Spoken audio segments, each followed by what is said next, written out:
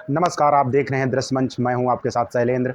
आज बात करेंगे कि जो कॉन्वेंट स्कूलों में शिक्षा दी जाती है, उस शिक्षा का आर्थिक भार कितना होता है।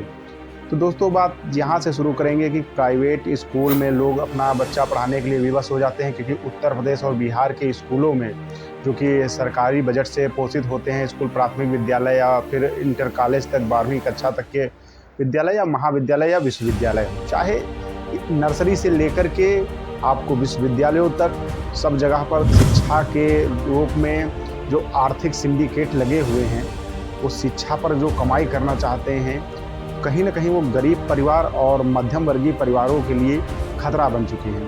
क्योंकि अगर किसी व्यक्ति के 2 बच्चे होते हैं और वो अगर पढ़ाना चाहता है, उसकी इनकम 15,000 रुपये मंथ होती है, मतलब यानी कि 500 रुपये पर डे, तो वो अपने बच्चों को पढ़ा नहीं पाएगा और पढ़ा लिखा कर सक्षम नहीं कर सकता।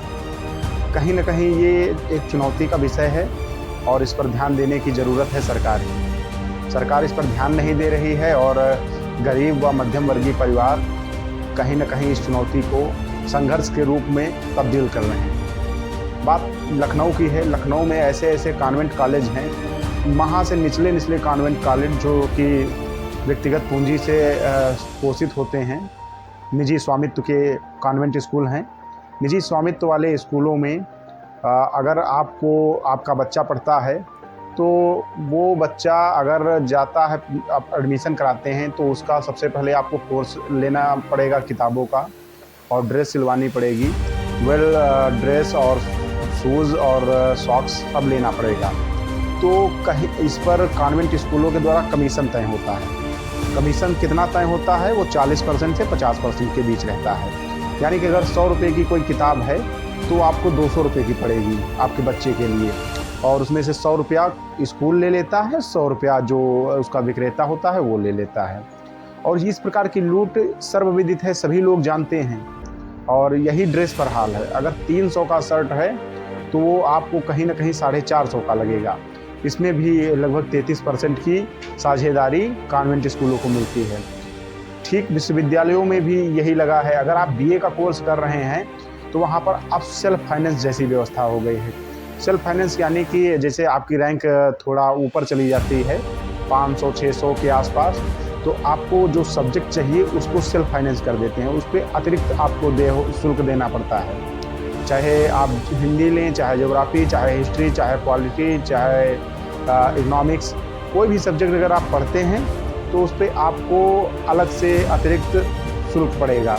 ये है विश्वविद्यालयों में सेल्फ फाइनेंस वाला।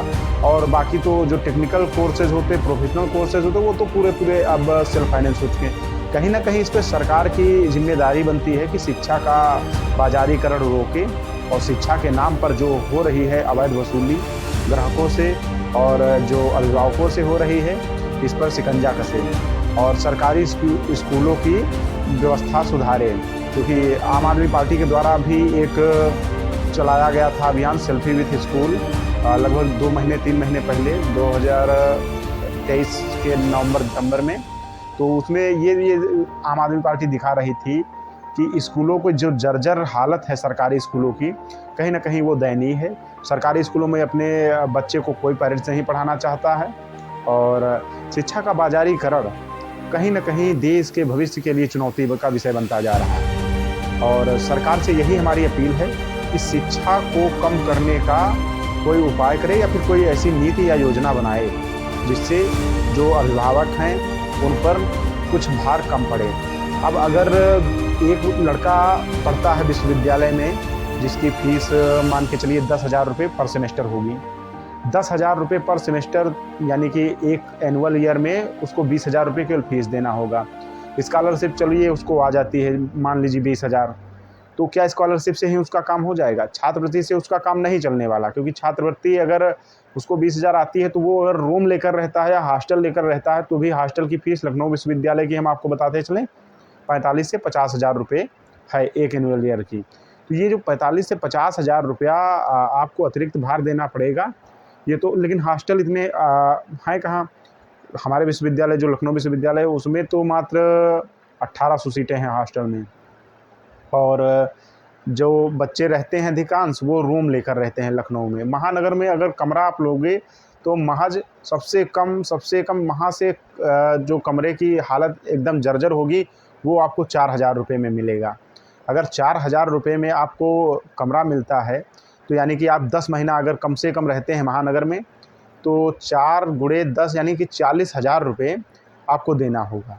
40,000 रुपये के कमरे का, और आपको खाना पीना जो होगा 80 रुपये अगर आप पर डे का जोड़ लें तो 8 तिक 24 यानी 2,400 रुपये पर महीना, यानी 24,000 रुपये महीना 10 महीने का ये हो गया। कुल मिला के आपको 64,000 रुपये इतना खर्चा करनी पड़ेगा।